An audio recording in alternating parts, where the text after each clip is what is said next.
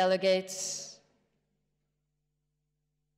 France has proposed a new amendment, which you see on the screen as paragraph 8. I will give the floor to France.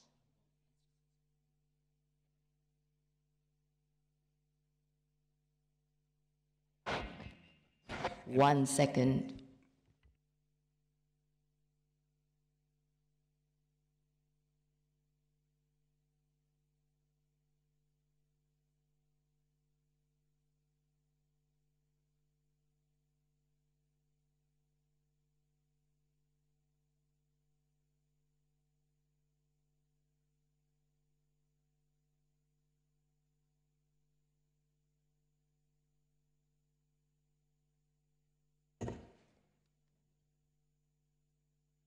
Delegates, we will enter the part where we will vote on the amendments. You would scroll up to paragraph 8. France will have 2 minutes to speak on the newly proposed amendments as to why it is proposing such an amendment, and then I will have one country be put on the speakers list who opposes to this new addition by France. Distinguished delegate of France, you have the floor, and I will tap lightly when you have 10 seconds left. Thank you, Chair. So France has proposed this amendment in collaboration with several states here present. The idea and the rationale behind the amendment is to mention the energy sector, which is of great importance in climate and matters, and in general for the protection of the environment. We would like to have a mention of this sector that was not yet mentioned in this resolution, to make sure that it is taken into account in future endeavors and in future resolutions and just acts of states that will be working towards mitigating climate change. As you can see, the amendment focuses specifically on modern energy and affordable energy, and sustainable energy, taking into account, I guess, what we would now call green transition. And so, yeah, the rationale behind this addition was to make sure that the energy sector was clearly mentioned in the resolution, to make sure that states take into account this sector when they will be acting towards mitigating climate change. Thank you. Are there any delegations opposing the amendment proposed by France? Please hold up your placards. If there is no opposition to this newly proposed amendment, then this paragraph is adopted.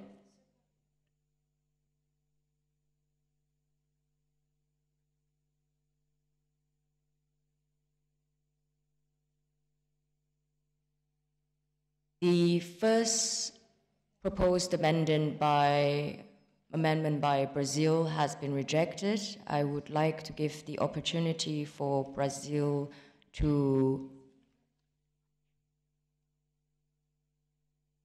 speak to the amendment. You have 2 minutes.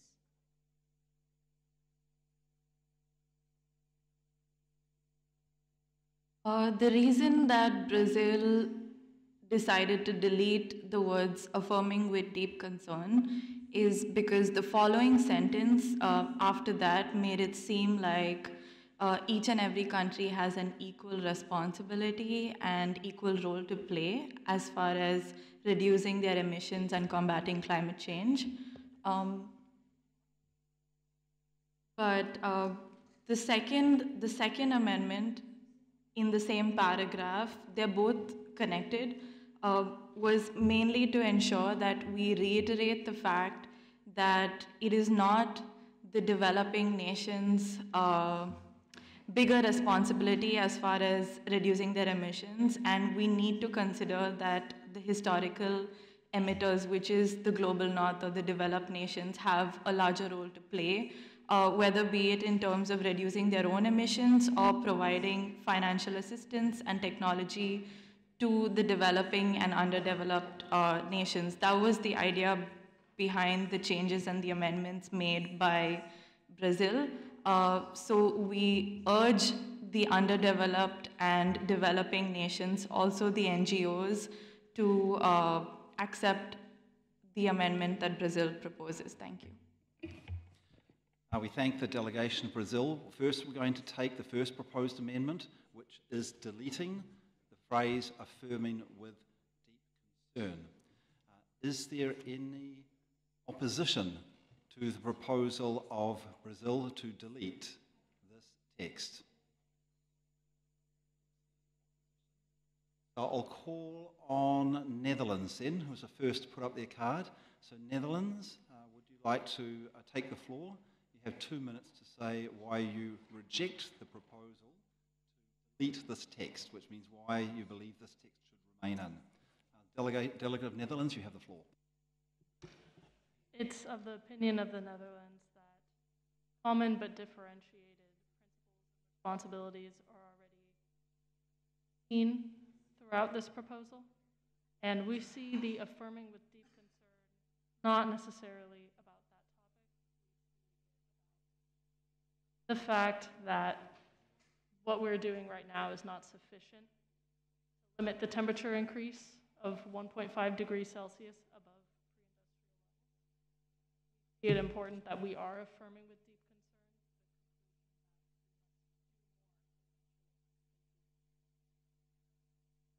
Okay, thank you very much. As was explained, the procedure is for each of the amendments. We just have one delegate, the proposing, speaking in favour, and one, if there is any opposition, opposing. So we will now put this proposed amendment, to the vote. So all those in favour of Brazil, that the text affirming with deep concern should be deleted, please raise your placards.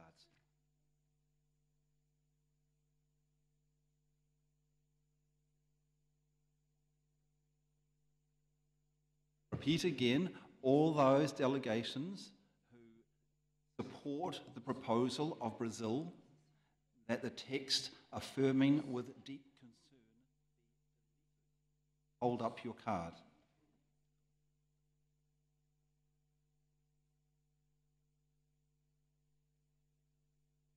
Thank you. All those opposed to the proposal of Brazil,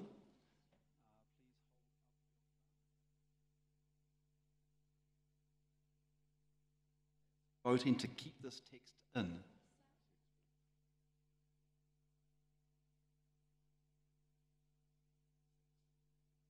Thank you very much. And all those abstaining on this, please. Right?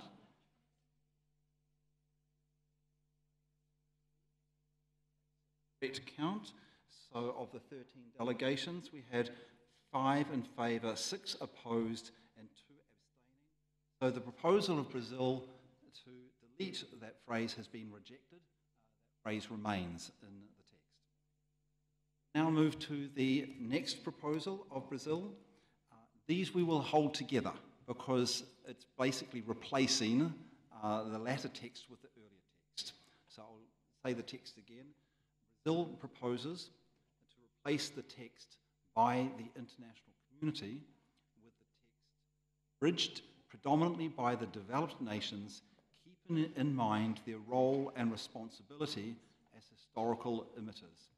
I will now give the floor to Brazil. You have 2 minutes to speak on your proposal to add that language and delete the other language, which is by the international community. Brazil, you have the floor. As we mentioned earlier, it is important to understand that we are all not in the same position or capacity to contribute in terms of reducing our emissions, and we need to remember that there are historical emitters who have a larger responsibility financial and technological capacity to reduce their own and support our efforts, which is why I felt it is important to reiterate this in this point and change the text. I hope other developing nations can see the strength in this statement and vote for it. Thank you. I thank the delegate of Brazil. I now check, is there any opposition to the proposed amendment of Brazil? Raise your cards if you are opposed. Floating figure, okay, I understand. Okay, so we're now looking for a delegation who would like to speak to this. I see the delegation of the United States. United States, you have the floor. So the United States would recognize that some of this language isn't suitable to, it's not very aligned with some of those economies who are in the particular position to help out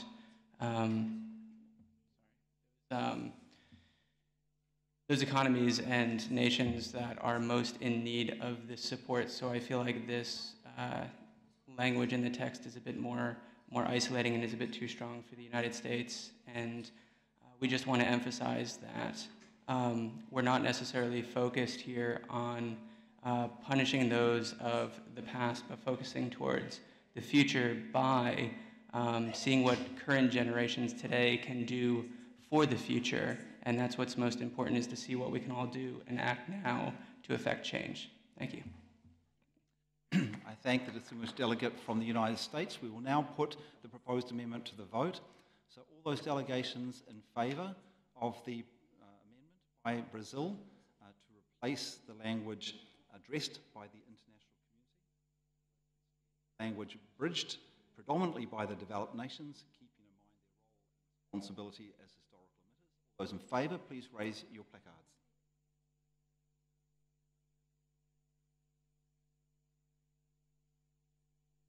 All those opposed, please raise your placard.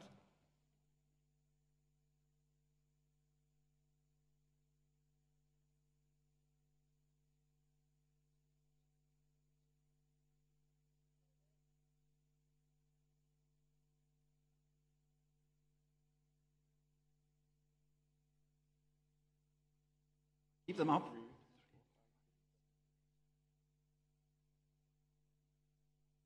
So put them down. We already have 13, so I assume there's no abstentions. Okay. So the proposal from Brazil is lost. The original language will be retained, which is the language addressed by the international community.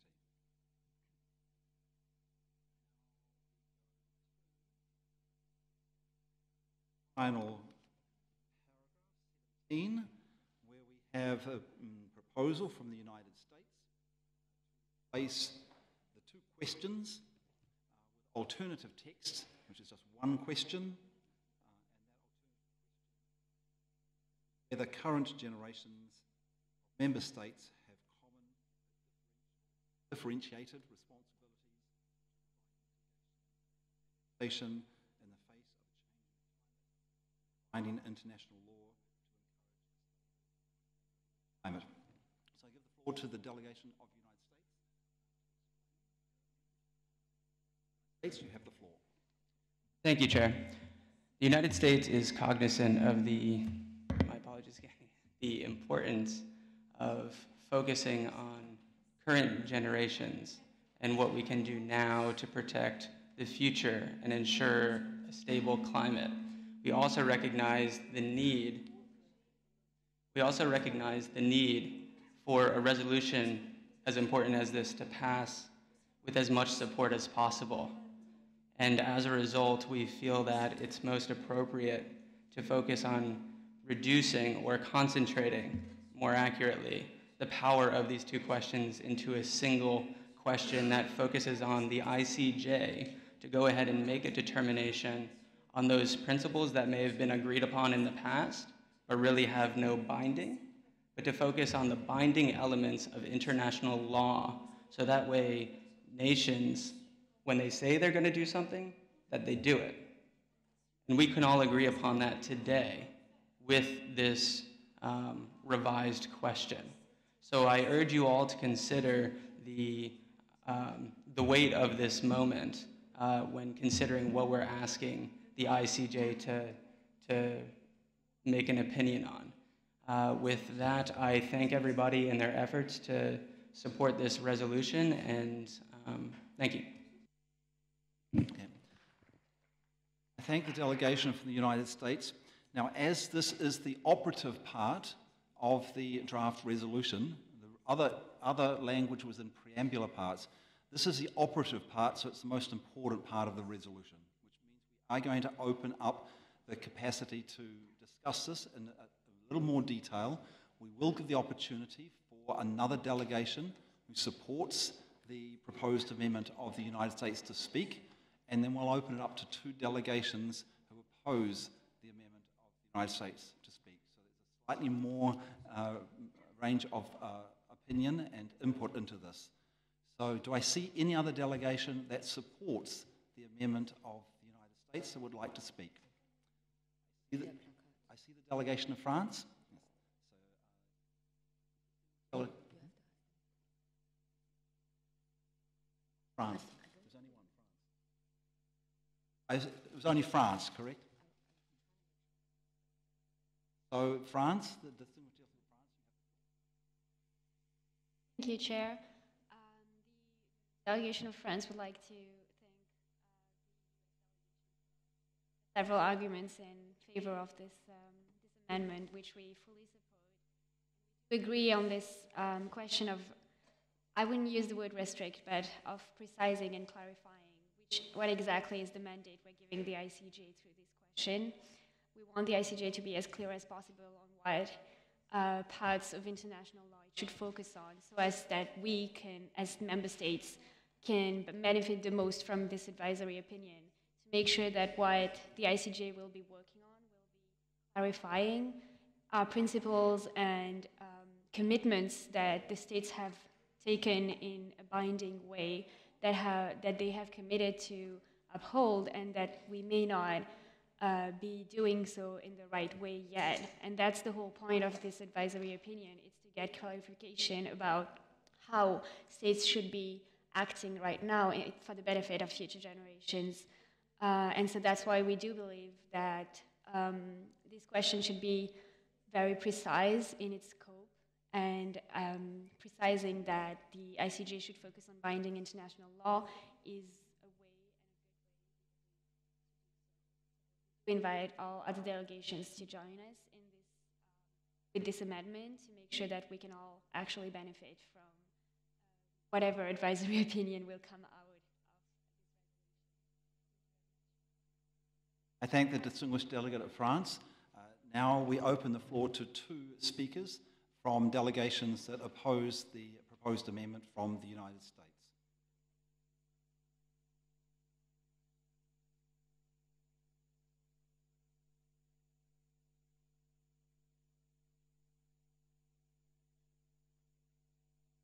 I'll give the floor to Bangladesh. You have the floor. Thank you, President. Firstly, the suggestion by USA to include, to just focus on the one question is not enough, because it is ignoring the rights of future generation. The future generations are most affected by the climate change, because when the climate change will show their effects after 20 to 30 years, they will be most affected. So the rights of future generations are being ignored by their suggestion. So the two questions are the core of the resolution. So I believe that Bangladesh believe that these should be retained, and USA's suggestion or amendment should be deleted.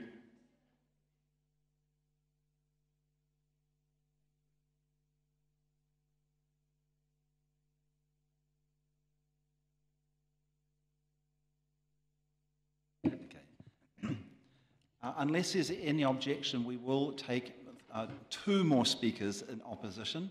We're going to ask or give the floor to the delegations of Trinidad and Tobago and New Zealand. So Trinidad and Tobago, you have the floor. Thank you. We would like to point out that it has been said that part of the reason to bring this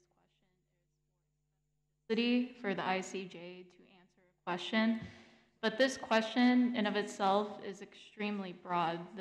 Whether current generations have common but differentiated responsibilities has already been answered under the UNFCCC.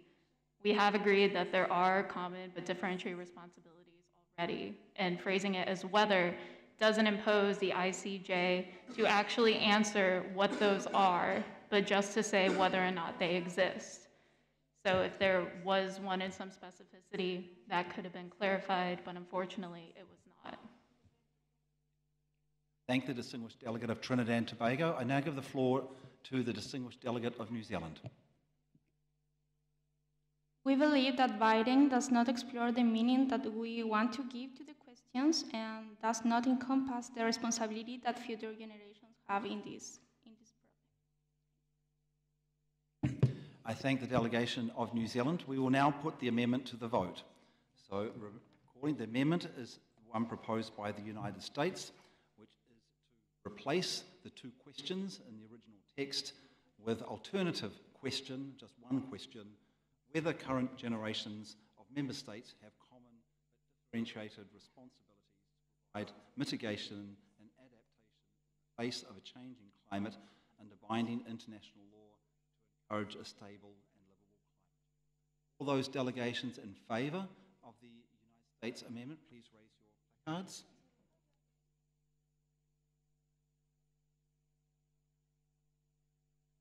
All those against, please raise your placards.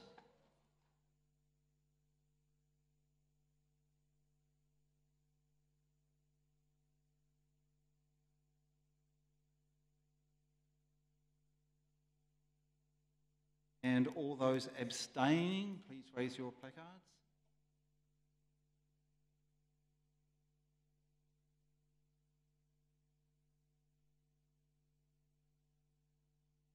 We will have to do the vote again because it hasn't added up to the 13 delegations. I apologise. So,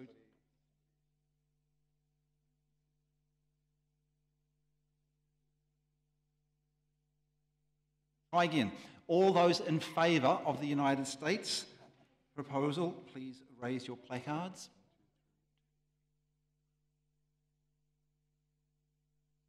All those against, please raise your placards.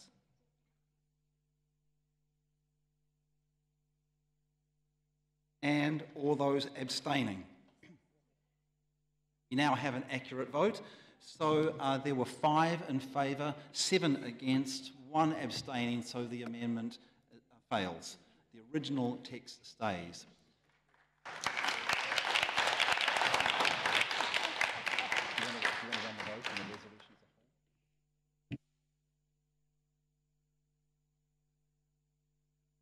I will now pass back to the chair, who will run the vote on the resolution as a whole.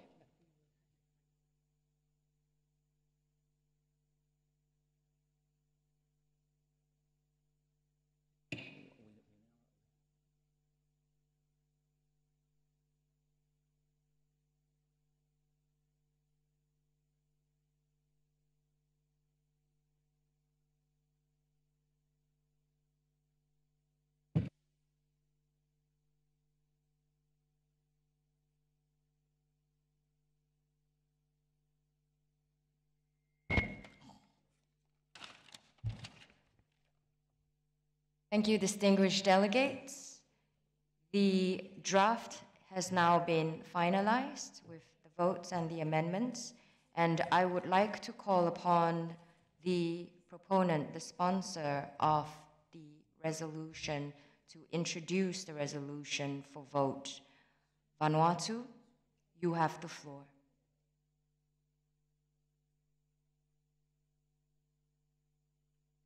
You may approach the rostrum, distinguished delegate of Vanuatu.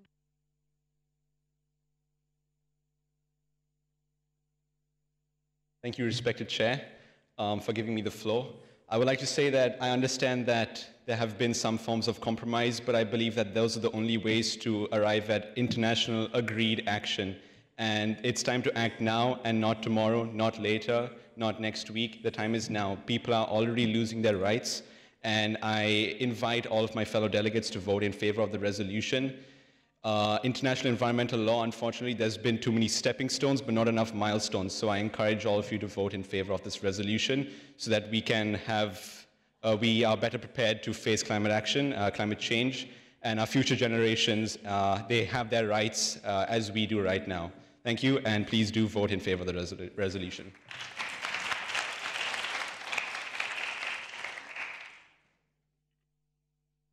Thank you, distinguished delegate of Vanuatu.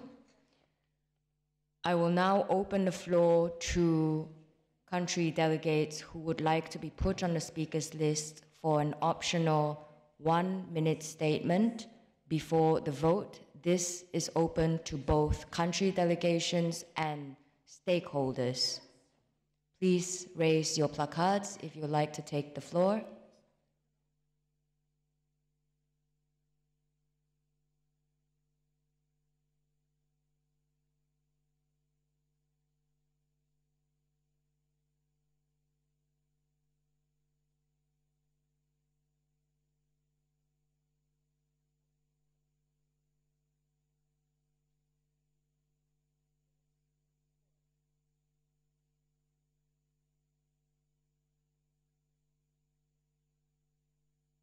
Baba.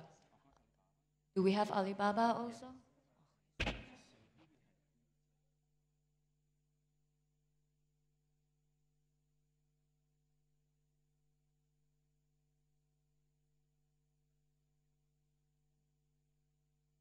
May I just confirm?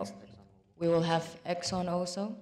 May I just confirm once more? We have Brazil, the Netherlands, Trinidad and Tobago, United States of America, Alibaba, and Exxon to deliver an optional. Is Exxon. Deliver a statement. As is customary, I will first call upon the country delegations to deliver their optional 1-minute statement. Brazil, you have 1 minute.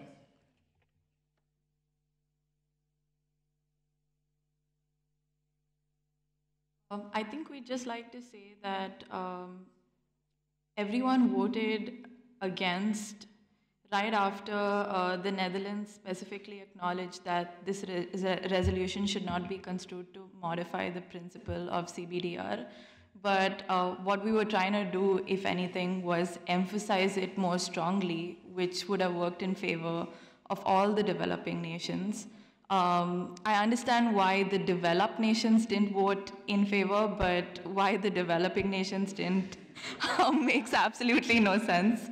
But either way, yeah, that's all Brazil would like to say and clarify its position that we were only trying to re-emphasize and strengthen this point, which hopefully you all would agree is very, very important to us as lesser developed and developing nations. Thank you. Thank you, distinguished delegate of Brazil. I would like to now call upon the distinguished delegate of the Netherlands. You have the floor. Thank you. I would first like to begin with saying that I know that there was rights of future generations. And to that point, I would like to point out and remind everyone that sadly, the courts really emphasize the rights of only humans. The environment itself, the animals themselves, they are not as prioritized as humans and even future humans that do not exist yet. That is why we found it so important to include that in this resolution. The point of Brazil, we do really appreciate all of the amendments. At the end of the day, the most important thing to resolution would pass, and that it was friendly for all nations to sign off on. Developed nations signing off with us. That did not, and we wanted to ensure that it would still be a friendly resolution.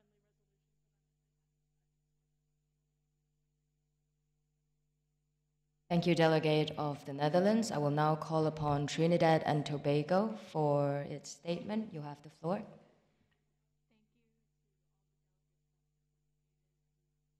Today, I would like just to remind all of us what we said in our opening statement.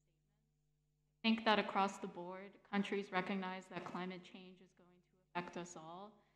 And although we differentiated on some points today, I do believe that this resolution as a whole will help strengthen and secure countries' futures across the globe. And thank you again for participating.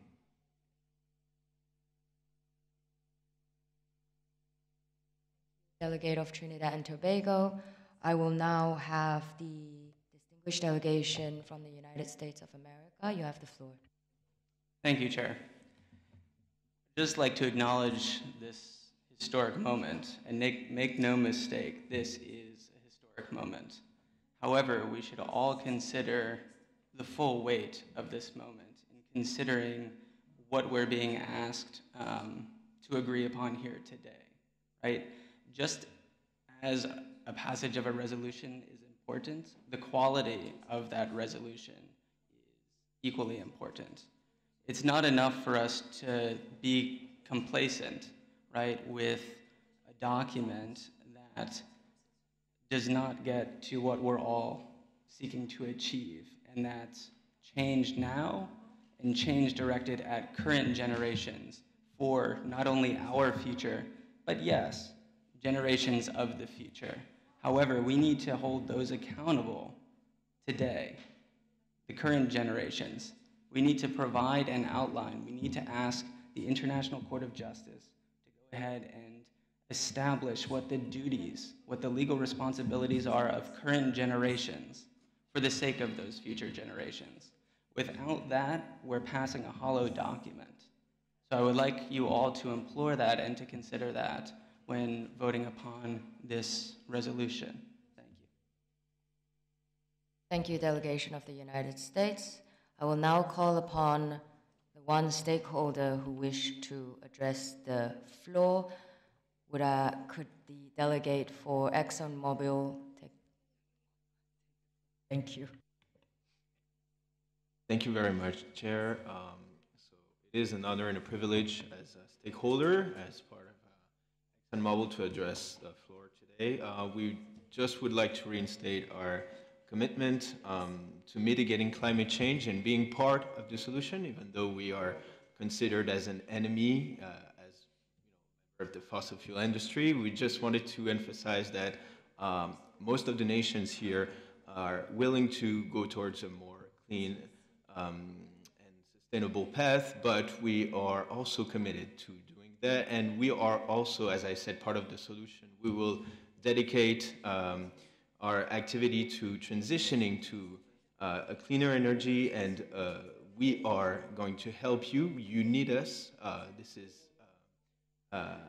This is the time when you have to consider that fossil fuel industry is actually also the reason, the way to go forward and protect future generations in a way. So you need to consider our position and our activities.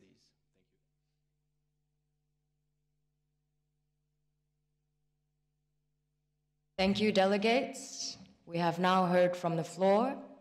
We have come to the part where the vote for the resolution as a whole will take place. So, all countries in favor of the resolution proposed by Vanuatu, please hold up your placards.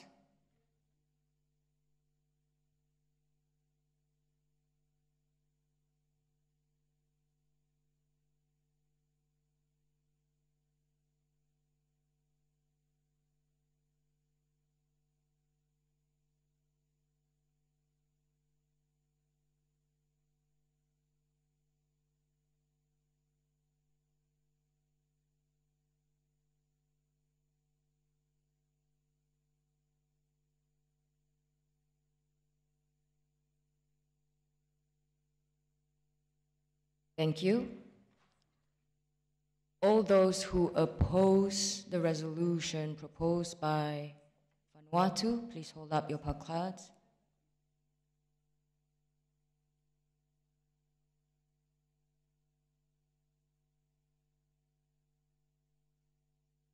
You. All those abstaining from voting, please hold up your placards.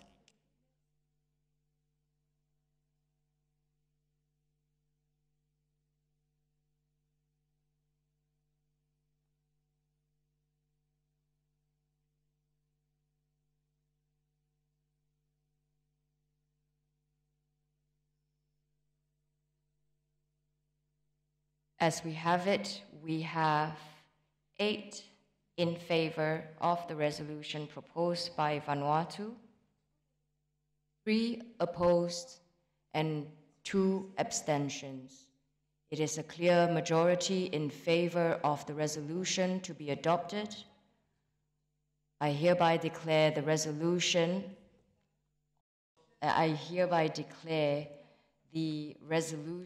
proposed by Vanuatu A/C2/76/L6 on the protection of global climate for present and future generations of humankind, a request to the International Court of Justice to render an advisory opinion on the legal responsibilities to protect current and future generations from climate change, adopted. Clapping is in order.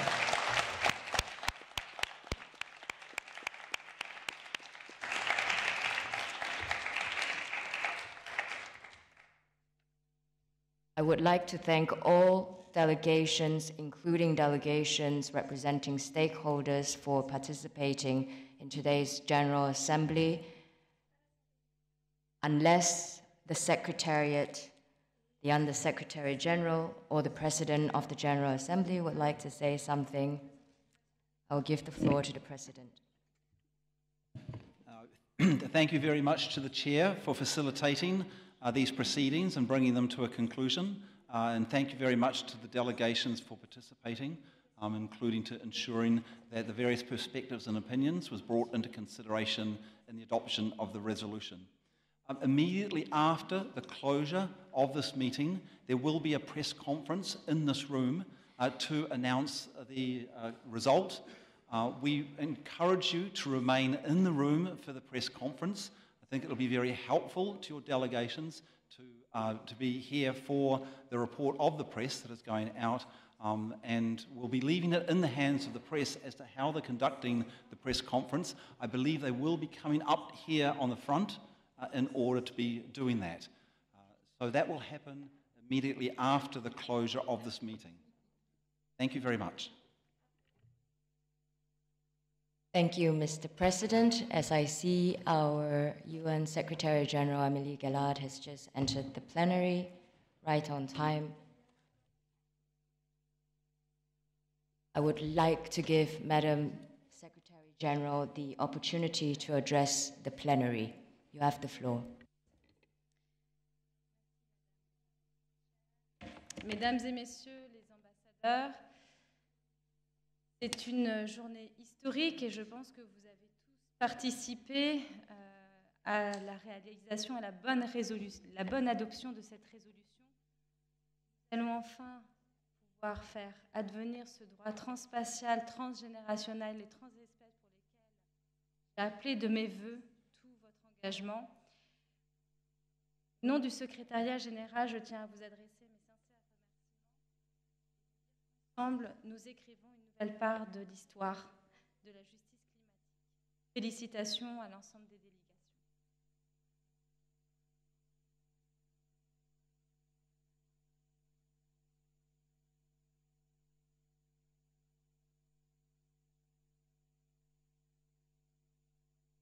I hereby declare the meeting closed.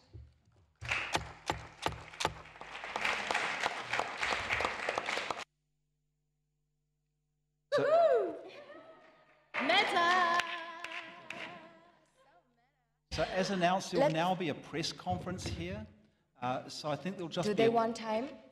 If they want time, we can break and Can I then come check back. with- Can I check with the press delegation how you're organising the press conference?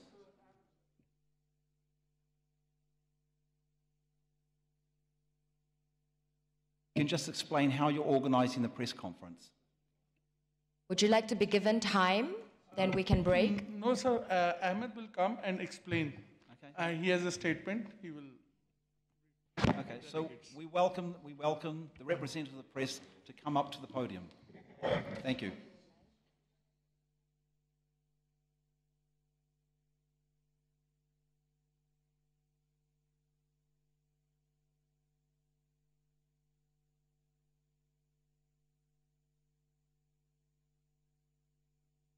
Congratulations, world. It's a big day for all of us. With 8 votes in favor, 3 against, and 2 abstentions, the United Nations General Assembly today adopted a landmark resolution to request the International Court of Justice to render an advisory opinion on the legal responsibilities to protect current and future generations from climate change. We are getting statements from the world leaders and mostly have welcomed the resolution, hoping that the International Court of Justice would answer it positively with an outcome that would have a significant impact on current policies and practices. However, some countries and stakeholders raise their concerns that we are taking the emphasis away from the responsibility towards current generation and what we can do now for future generations. However, after a heated debate and negotiations, the General Assembly passed a resolution requesting the International Court of Justice to render its advisory opinion on a question: what are legal rights of current and future generations to stable, sustainable, and equitable climate? What are the obligations of member states, international organizations, and other legal persons to stabilize the climate and to provide effective mitigation and adaptation relating to global temperature rises already experienced as a result of human activity? Earlier in the morning, the Republic of Vanuatu introduced the text of the resolution, which was passed with very few amendments by Japan, and the United States of America could not secure enough support in favor of their amendments. The representative of Russia didn't attend the session. However, with the permission of the chair, he presented his statement virtually through a video link. Introducing the text of the resolution, the representatives of the Republic of Vanuatu underscored the need for the cooperation among states to combat climate change. They said that no single state can solve climate change and all states will be affected in one way or another by it. Cooperative action is perhaps our best shot at tackling the monumental challenge at hand.